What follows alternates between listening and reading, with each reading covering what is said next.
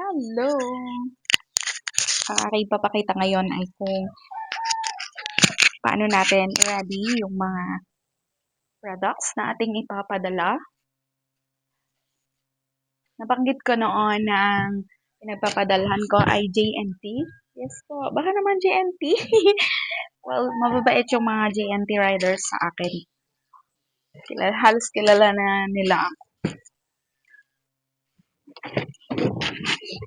Ito yung box. Since dolls yung aking ipapadala, kailangan na ma-secure ito at ang gagamitin ko ay box.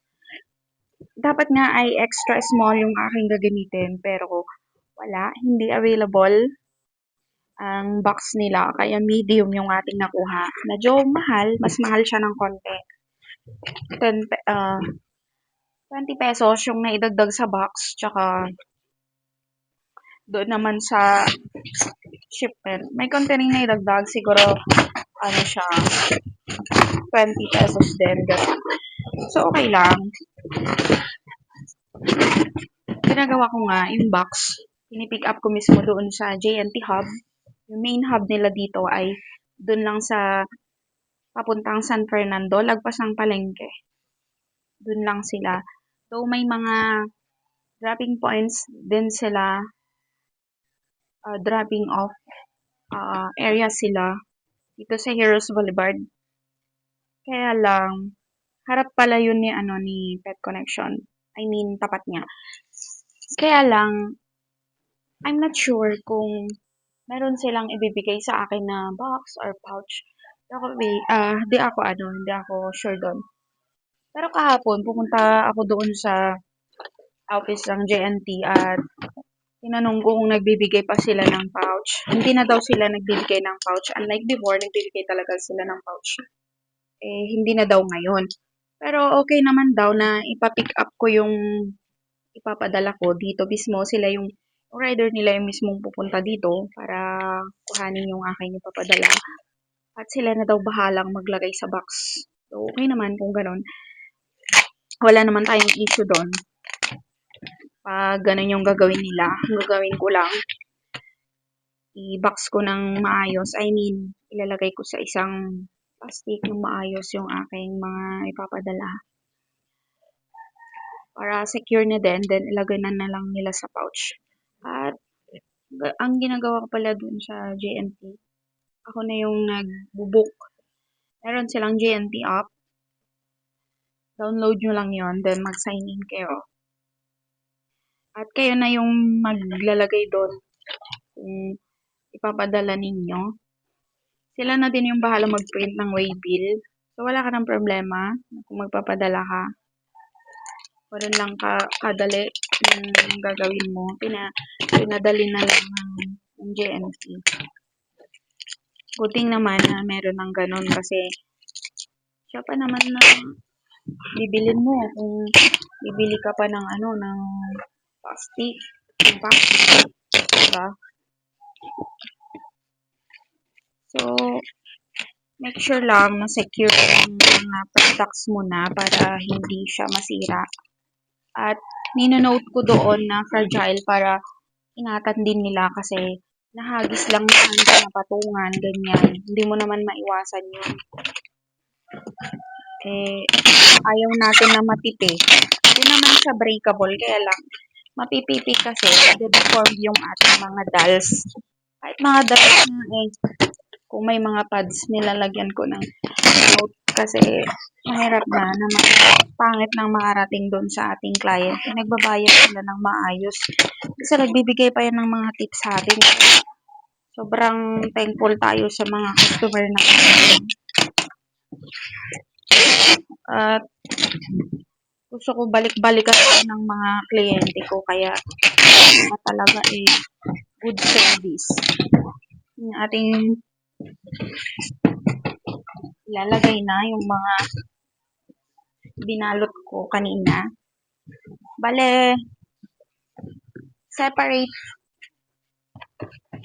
vlog ko na lang yung paglalagay ko dun sa ating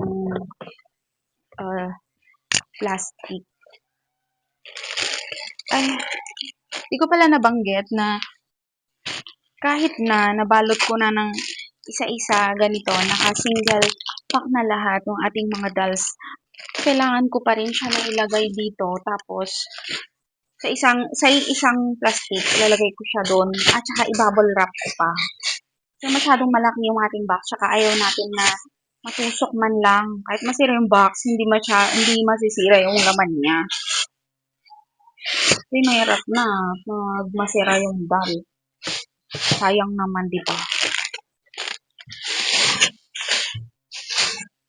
Actually, ang gaganda nga ng packaging ng ibang mga nakikita ko eh. Eh tayo, mga pang simple lang na packaging kasi small business lang tayo. Tsaka, alam nyo na, dapat marami din tayong kitain. Kasi binibili ko din itong mga to, mahal din itong mga plastic na to. Saka yung bubble wrap, mahal din. Eh, hindi ako bumibili ng bultuhan na bubble wrap kasi nga, lately naman, bihira yung aking parcel. Eh, ito nga, at medyo dumadami na yung ating mga padala, baka mag-hoard na din ako ng bubble wrap. Para secured yung ating mga ipapadala sa ating client. O, ayan, napakaluwang na guys. Sobrang luwang. Madaming space. Puti lang pala yung nabili ko na bubble wrap. Pasakto lang na dito. Maibalot natin dito. Tapos, dapat pala transparent yung binili ko na bubble wrap. Hindi yung ganitong black. Black naman kasi. Pandayan ko lang binili yun. Kaya medyo may kamahalan. Ayan. Uy, kaya naman niyang balutin. Pero yung box niya, baka hindi na natin mababalot. Ibali na lang basta magkatibag makabalot dito sa loob. Ibali ng para mabalot natin yung buong neto. Ganyan. So, ayan.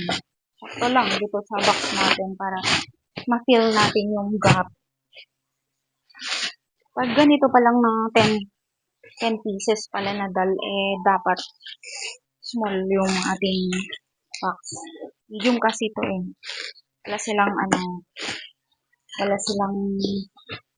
ibang box. Malalaki. Small box. Ay, walang small. Medium na. Yung susunod. Ganun lang. Ganun lang siya.